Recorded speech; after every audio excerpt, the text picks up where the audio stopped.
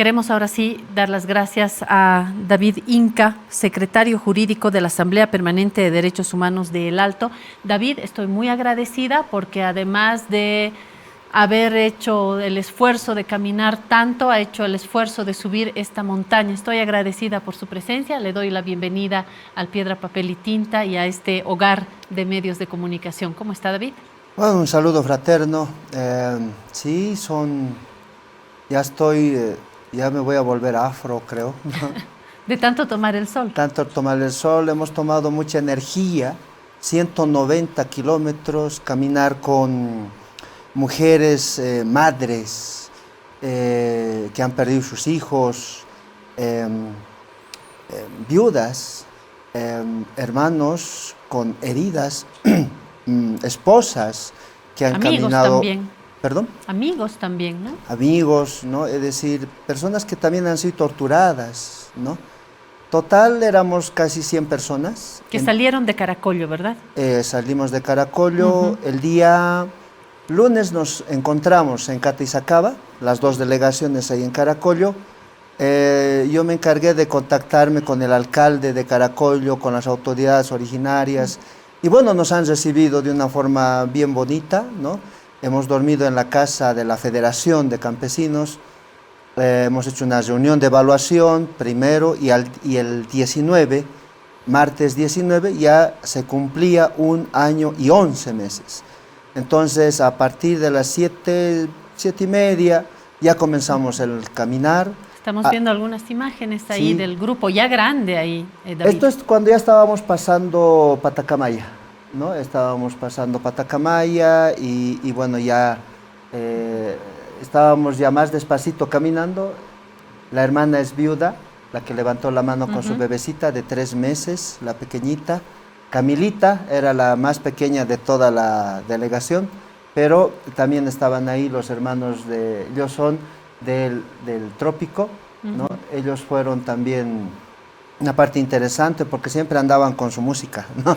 Música de Cochabamba. Más vale tener el aliento de la música y de la solidaridad. Se han quejado, David, no solamente usted, otras personas que han estado en la marcha, de la falta de cobertura de los medios de comunicación. ¿Cómo sienten que han acompañado o que no han acompañado los medios de comunicación? Bueno, si hubiésemos hecho una marcha en contra del presidente o del vicepresidente David Choquehuanca o Luis Arce, o hubiésemos hecho una marcha pidiendo la cabeza de algún ministro, creo que sí toda la prensa que le ha hecho la cobertura a la movilización de nuestros hermanos de Tierras Bajas, hubiésemos tenido ahí, ¿no? Por ejemplo, El Deber, ya por decirte, Panamericana, no sé, Fides, y otros que nos hubiesen hecho la cobertura, hasta hubiesen hecho tal vez mucho enfoque de la niñita, la pequeñita que está ahí. Tenemos hermanos adultos mayores, pero sí, no han aparecido, ¿no? Y en el recibimiento me dio también la sensación de que hay diferencias, creo que en Santa Cruz, y lo aplaudo.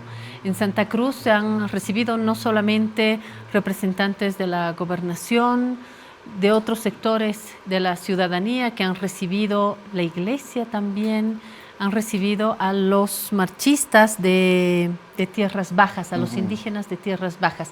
¿A ustedes quiénes los han recibido? ¿Estaban representantes de dónde? ¿Quién los recibe en La Paz? Bueno, en la ciudad del Alto, los únicos que nos han recibido han sido los hermanos de la FEJUVE Sur, ¿sí? Don Nicasio y toda la directiva, una parte de la directiva es la que nos ha recibido.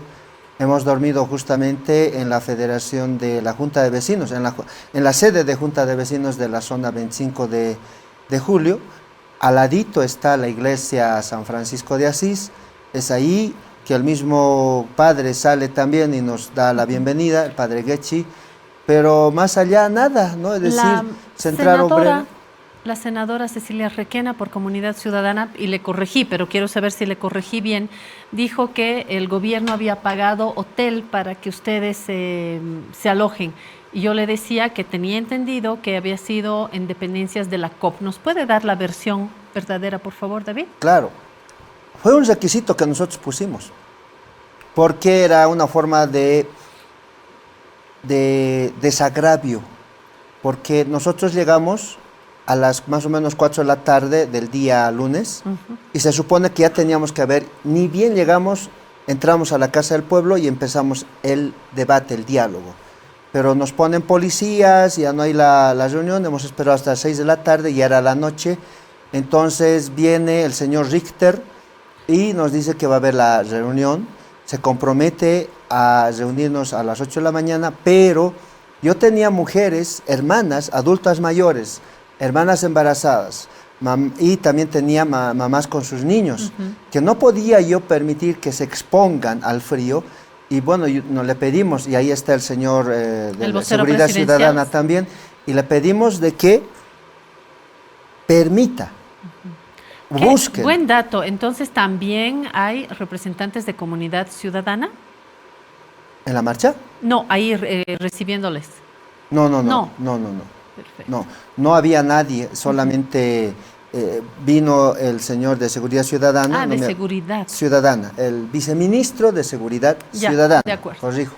A veces lo dice. Sí, el viceministro. El viceministro, y al lado estaba el señor Richter. Jorge Richter, vocero presidencial. Sí. Perfecto. Entonces, nosotros pedimos que baje él o a hablar a nombre de el señor presidente, y él se comprometió a esta reunión, pero también él dijo que no estaría bien de que las mujeres también estuviesen expuestas, y si los varones quieren quedarse, bueno, se quedan, pero sugería de que las mujeres vayan a alojarse, y él nos planteó de la Central Obrera Boliviana.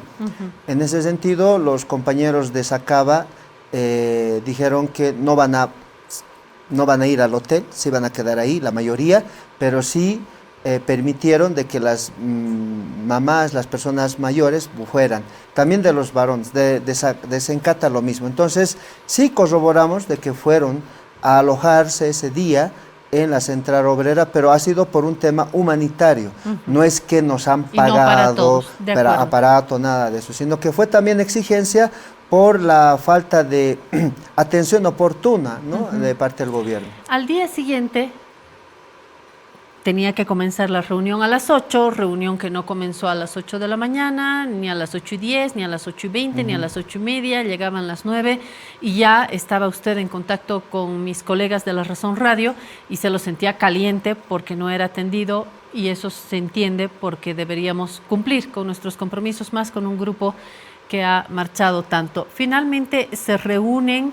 ¿Y cuáles son los resultados? Me estaba mencionando antes de iniciar esta emisión de que habían bastantes representantes. ¿Los podemos nombrar, por favor, para ir ya a las conclusiones de lo que se ha negociado? ¿Del gobierno? Del gobierno. Ya, estaba ahí la señora Marianela Prada, en representación del señor presidente, y también como ministra de la presidencia. No me acuerdo bien los nombres, pero voy a decir los cargos, sí, ¿no? Con los cargos está perfecto. El viceministro de Seguridad Ciudadana, el viceministro de Trabajo, Zambrana apellida, el viceministro de Régimen Interior, el señor Cox, del sí es más conocido. Después estaba el viceministro de Finanzas, de Economía, el director del CEPDAVI, ¿ya? También estaba a la compañera que sí le conocemos harto del Ministerio de Salud, la hermana Katy Torres.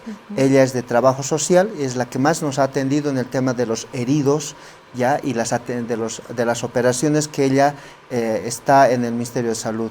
Y otras personas más que estaban ahí, digamos que no me acuerdo de qué direcciones son, pero de las más importantes estarían representantes del Ministerio de Salud, de Justicia, de Trabajo, de Educación. También estaba el viceministro de Educación Superior para el tema de las becas universitarias, y el otro era, del Ministerio de la Presidencia, colaborando a la señora Marianela Prada. Ustedes se llegaron con un pliego petitorio de 22 puntos, y yo quiero ser ahora crítica con algunos medios colegas que tienen titulares enfocados únicamente a lo económico, que si piden esto, que si ya recibieron tanto, que ahora están pidiendo otro tanto. Soy crítica porque siento que detrás de esto hay una voluntad de hacer ver a un grupo como un grupo pide plata. Y creo que sí tiene que ver con recursos económicos, pero no solamente con recursos económicos. Esta es una crítica que la hago yo, David, y quisiera que a partir de esto podamos hacer un resumen completo, porque sí hay un tema económico que está detrás de, porque hay personas que se han quedado sin el sostén de un padre, porque hay reparaciones que se hacen en este sentido, no porque haya un gobierno que quiera dar plata a las víctimas de Sencati y Sacaba, sino porque hay acuerdos internacionales, hay conceptos de reparación que pasan por la justicia y también por lo económico. ¿Me puede hablar un poquito de cómo han enfocado ustedes esto y recapitular las partes más importantes de la negociación y de los acuerdos, por favor? Primero, eso del dinero, quien lo ha planteado ha sido la señora Áñez en su momento. Aprueba el decreto supremo 4100 y ahí lo primerito que nos dice en este decreto es: vamos a pagar 50.000 bolivianos por fallecido, y lo puso ahí como indemnización de 50.000 bolivianos, atención médica a los heridos, derechos resarcidos, y no puedes exigir justicia a nivel nacional e internacional. Eso está en documento. Eso está en el decreto supremo 4100. ¿Y se cumplió con todo eso? No, porque lo hemos anulado, lo hemos modificado. Hubo una observación del Amnesty Internacional, del Alto Comisionado, de instituciones de derechos humanos, de la CIDH, de Naciones Unidas. Ese decreto está mal. Entonces, debido a eso, nosotros presentamos un pliego. Este decreto salió el 5 de diciembre del 2019. El 6 de diciembre nosotros presentamos un pliego pidiendo la anulación de este decreto, y el 15 de enero nos reunimos, primera vez, las víctimas con el gobierno de la señora Áñez, y ahí es donde logramos que se modifique el artículo 3. El gobierno no quería modificar ni anular nada, ¿no? Es decir, decían es un decreto y se queda y nada más. Entonces nosotros dijimos, cámbienlo. Entonces, frente a esta posición, se logra modificar, y lo que nosotros pedimos, el primer capítulo, fue proceso penal a los que firman el decreto supremo 4078. Y de ahí el gobierno de la señora Áñez nos decía, no podemos pedir justicia en el decreto, porque eso es parte de la justicia y también del Ministerio Público, etc. Pero frente a esto, los que tienen la idea económica de que toda pérdida humana se resuelve con plata, viene de ese pensamiento, ¿no? Te pago y cállate, no, nada ves, no hay justicia. Entonces, en esa lógica también nos han ido manteniendo a lo largo del gobierno de la señora Áñez, y también hay esa visión con algunos, personeros del gobierno también actual, como también de algunas personas que tienen la percepción mercantilista del ser humano, ¿no? Es decir, un ser humano vale 3.000 bolivianos en tanto y en cuanto seas objeto de accidente de transporte, eso es lo que vales, ¿no? Más allá ya no. Entonces, en esa línea nosotros hemos reclamado, y claro, lo anteponen el tema de dinero antes de la exigencia de justicia, ¿no? Hoy, ya en esta negociación, en este diálogo con representantes, me ha nombrado una lista larga de representantes del gobierno de Luis Arce, han tenido una reunión que no ha sido de media hora, ha tenido su duración, han estado 30 tratando 30 horas. ¿Cuáles son los principales resultados? Ya, hemos presentado un pliego de 22 temas. Puntos, sí. De estos 22 puntos, podríamos decir que se ha resumido en 3 importantes, ¿no? Primero, el tema de justicia, en donde el gobierno hemos notado que ha iniciado algunos procesos, la proposición acusatoria, y públicamente dicen que van a hacer otros procesos. Entonces, Todo eso nos tienen que informar el día 5 de noviembre en los ambientes del Ministerio de Justicia. Y si nosotros aceptamos, nos adherimos a esos procesos. Y si no nos convencen, porque tenemos algunas dudas sobre estos procedimientos, entonces nosotros seguimos en curso nuestro trabajo, nuestra exigencia de justicia. Segundo tema, nos van a presentar un borrador de decreto supremo, un borrador de ley, en este caso, para lo que se entiende de reparación integral.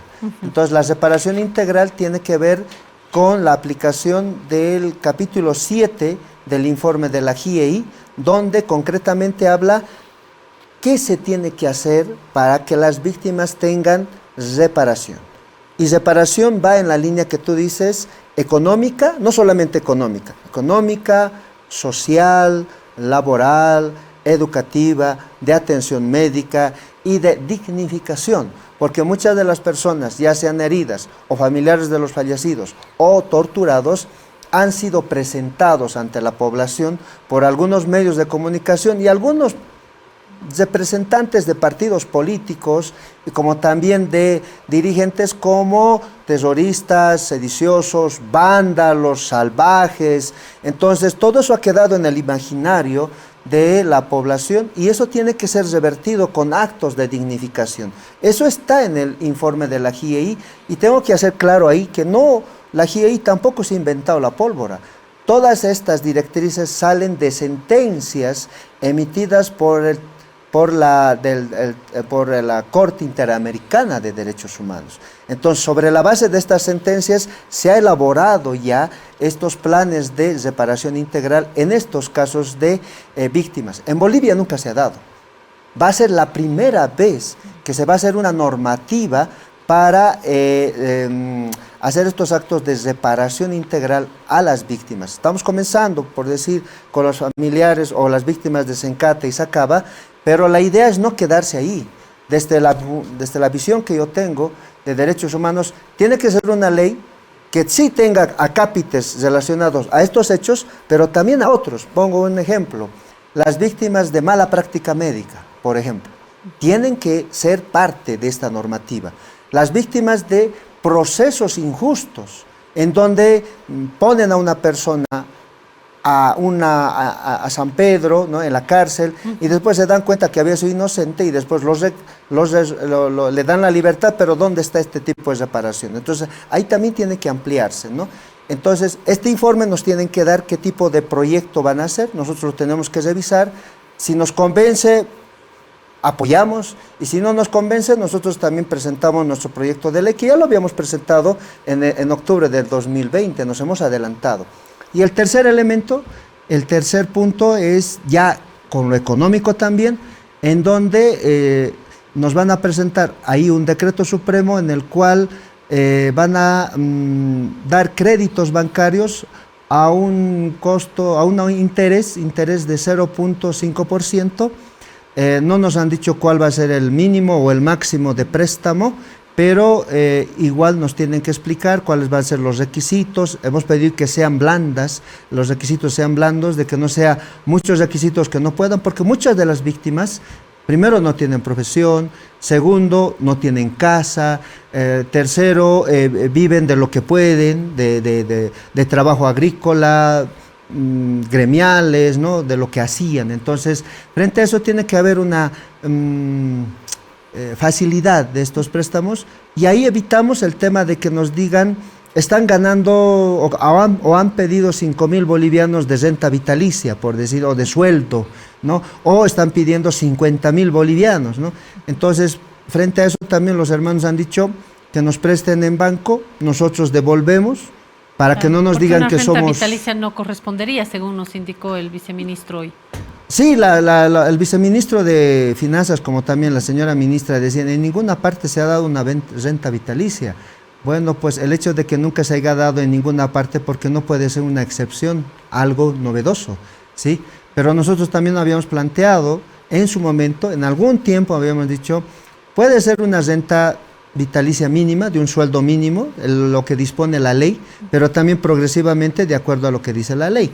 Pero no quieren entender eso. Bueno, pues entonces buscaremos otras alternativas en el cual una pueda ganarse la vida económica, pero también que nos den un apoyito, que nos den una ayuda el Estado, porque lo tengo que decir aquí, todas las víctimas les han dicho, gracias a los muertos, gracias a los heridos, gracias a los torturados, Luis Arce es presidente, David Choquehuanca es presidente, el MAS y PCP es gobierno. Entonces, no les estamos pidiendo un favor, les estamos diciendo que cumplan una obligación ética y moral a favor de los hermanos que pues han sufrido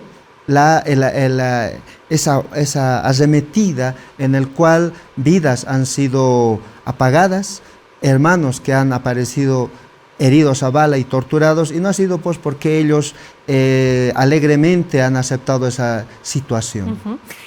Sin embargo, estará también de acuerdo conmigo, David, en que en primer lugar el dinero no es infinito, de que hay una crisis de la pandemia que afecta al conjunto del país, por supuesto al gobierno central, a los gobiernos regionales, a nuestras propias economías, y que se acaba y se encata, son dos focos de exceso de violencia, de masacre, pero no son las únicas víctimas. Nos decía la autoridad que hay una multiplicación también, porque las víctimas no solamente son o están en el Alto, no solamente han sido asesinados, masacrados, también hubo torturas, también hubo quemas de domicilios o agresiones a domicilios, donde no solamente están población alteña, población con menos recursos, sino también hay gente del otro lado, hay políticos. Esta mañana se hablaba de esto. César Navarro, el entonces presidente de la Cámara de Diputados, Waldo Albarracín, la periodista Casimira Lema. Hay una serie de casos, el universo de las víctimas se puede ampliar, y entonces dar a todos, es que ya llega un momento en el que el gobierno no puede, ¿no es cierto? Claro, Creo que también hay que mirar con responsabilidad el conjunto de víctimas, que es grande, ¿no? Claro, por eso también no jalar mucho la cuerda para que se rompa, sino más bien aceptar lo que se pueda también. Y en este caso los créditos han sido una salida a esto, y por eso en esta primera etapa van a ser beneficiados, por decir, los que han hecho la marcha.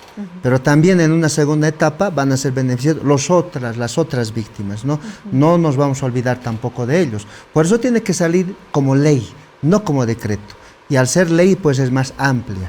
Está también en el tema de la GIEI. La GIEI también te plantea de que aquella persona detenida o herida que estaba trabajando y por culpa de eso no ha podido trabajar 1 año, 2 años, entonces el gobierno también tiene que reponer esa cantidad de dinero que hubiese perdido al recibir en el trabajo X que tenía, ¿no? Entonces, y también tiene que reponer la casa que ha sido quemada. También tiene que, o bien darle un trabajo a la persona que ha perdido el trabajo, y también eso tiene que estar repuesto, ¿no? Y no pasa por un decreto, reitero, tiene que pasar por una ley. Y ahí sí, la Asamblea Legislativa tiene que convocar a las víctimas, a escuchar a las víctimas, y todas esas exigencias tienen que estar plasmadas en un artículo concreto, en un capítulo concreto, o en una capítulo bien clarito donde diga esta es la forma de reparación, que tampoco se van a inventar ellos, sino que ya está en normativas internacionales. Mi última preguntita, porque usted es representante de la Asamblea Permanente de Derechos Humanos de El Alto, si tiene algún tipo de diálogo con Amparo Carvajal, que representa, pese a la polémica que hay sobre su derecho a estar ahí o no, ahora habla desde la Asamblea Permanente de Derechos Humanos de Bolivia. ¿Habla usted con ella? ¿Llama la atención que hay derechos humanos para unos, para otros? Entonces, me da la sensación de que el diálogo de ustedes como representantes de estas organizaciones pueden dar alguna luz en un país bien polarizado, David. ¿Habla con la señora Carvajal? No, ya desde el año 2019 no hemos podido reunirnos, lamentablemente. ¿No han podido o no han querido? Bueno, yo creo que ella no ha querido, porque cuando yo he ido con mi legajo de de información para dejarle a ella, para que ella también actúe, ha instruido de que el secretario que atiende la oficina no me reciba nada. Yo no he ido solo, he ido con 2 compañeros, entonces bueno, ya a partir de ahí nosotros tenemos un estatuto orgánico. Ha sido modificado el estatuto anterior, el 2014, donde ha estado presente la hermana Amparo, también estaba ahí en un congreso, lo hemos realizado, han estado de Santa Cruz, de Oruro, de Potosí, todas las delegaciones.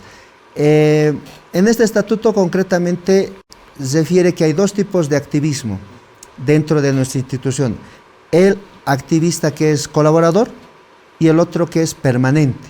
Amparo y yo somos permanentes, es decir, titulares, por decir, ¿no?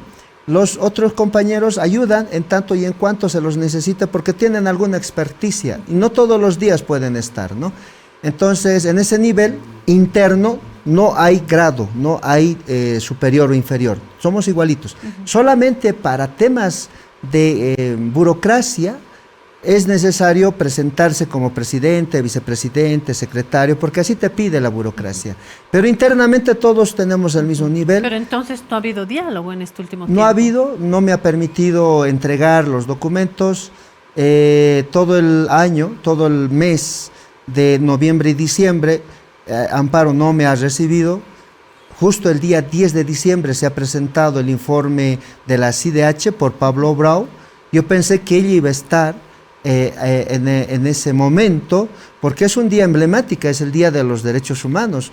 Tampoco, ya, yo le llamé para que haga el seguimiento de todo lo que estamos haciendo como Derechos Humanos el Alto, pero tampoco me dio razón. Lo único que sacaron fue un pronunciamiento por la Asamblea de Derechos Humanos de La Paz, desconociéndome, y estaba firmado por Franco Albarracín y la compañera María, no me acuerdo, la presidenta de La Paz. Simplemente eso, ¿no? Desconociéndome. Pero ahorita seguimos haciendo el trabajo, hay esa división, ¿no? Se nota, se ve que hay una Asamblea de Derechos Humanos que defiende, está al lado de los que tienen el poder, en tanto poder económico, político, y a los que no les ha temblado la mano para pacificar. Ahí tenemos a Amparo ayudándola, a la señora Áñez, diciendo que todos los detenidos son presos políticos, y ella aparece como la defensora de ellos, ¿no? De ese grupo.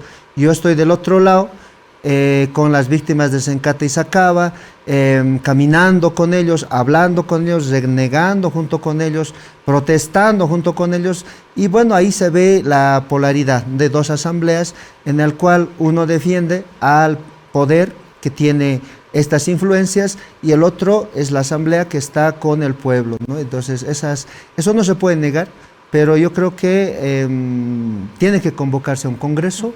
Me han dicho que para diciembre ya se va a realizar este congreso. Se han reunido los presidentes virtualmente y habían definido esta situación. Y bueno, tiene que salir un nuevo representante.